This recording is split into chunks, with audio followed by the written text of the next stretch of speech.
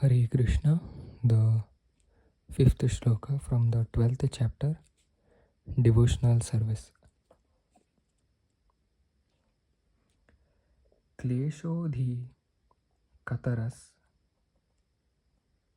tesham avyakta sakta chetasam avyakta hi gatir dukkham dehavadbhir avapyate.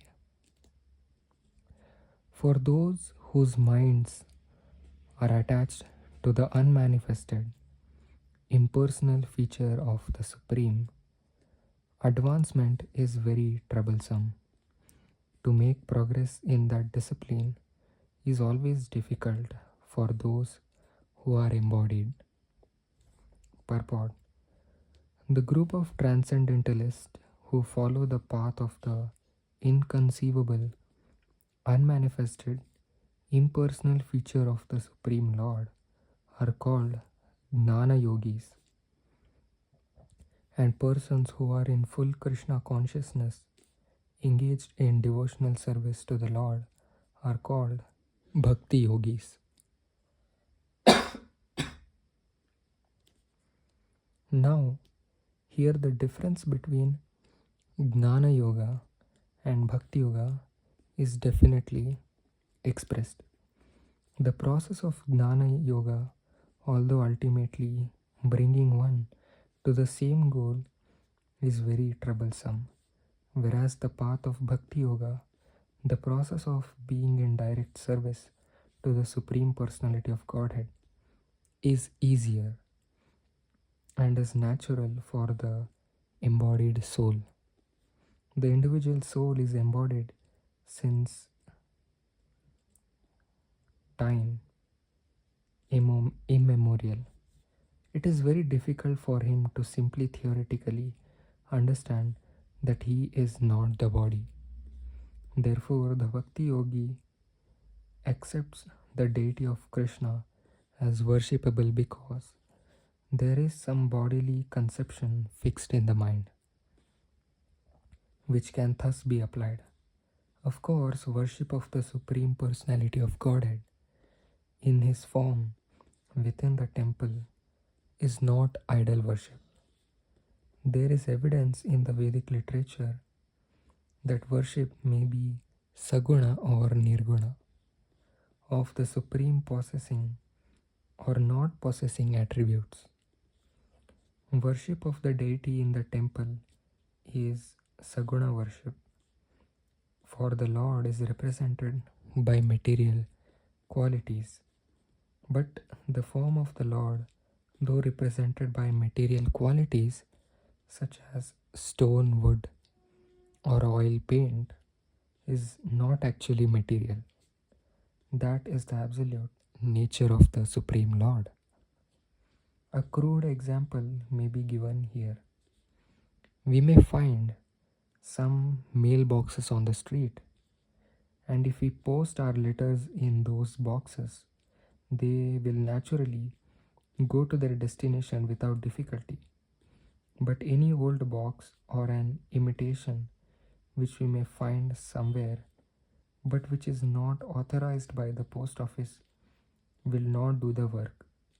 Similarly, God has an authorized representation in the deity form, which is called Archa Vigraha. This Archa Vigraha is an incarnation of the Supreme Lord. God will accept service through that form. The Lord is omnipotent, all-powerful. Therefore, by his incarnation as Archa Vigraha, he can accept the services of the devotee, just to make it convenient for the man in conditioned life. So for a devotee, there is no difficulty in approaching the Supreme immediately and directly. But for those who are following the impersonal way to spiritual realization, the path is difficult. They have to understand the unmanifested representation of the Supreme through such Vedic literatures as the Upanishads, and they have to learn the language, understand the non perceptual feelings, and realize all these processes. This is not very easy for a common man.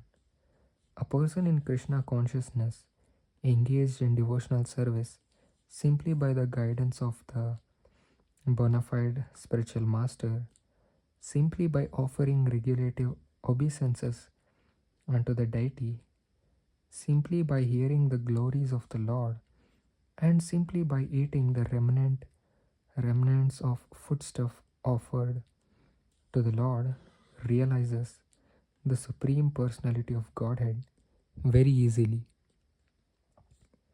There is no doubt that the impersonalists are unnecessarily taking a troublesome path with the risk of not realizing the absolute truth at the ultimate end.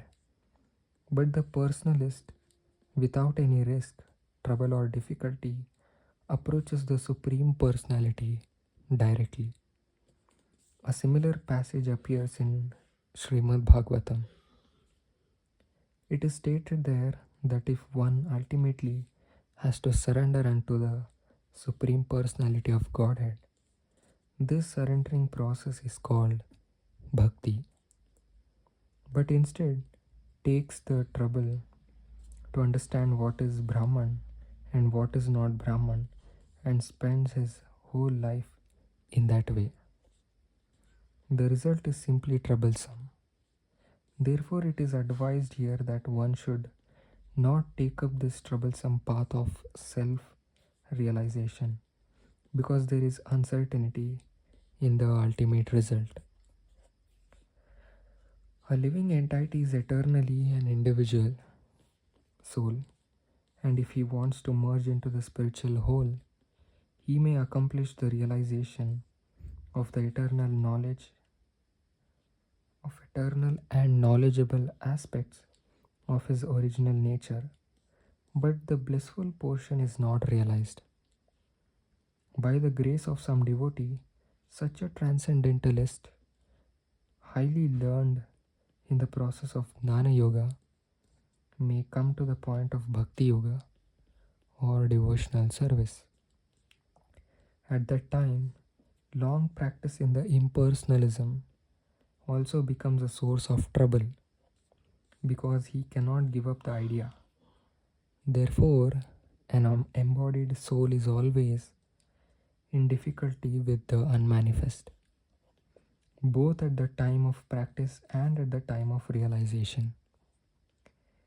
Every living soul is partially independent, and one should know for certain that this unmanifested realization is against the nature of his spiritual bliss self. One should not take up this process. For every individual living entity, the process of Krishna consciousness, which entails full engagement in devotional service, is the best way. If one wants to ignore this devotional service, there is the danger of turning to atheism.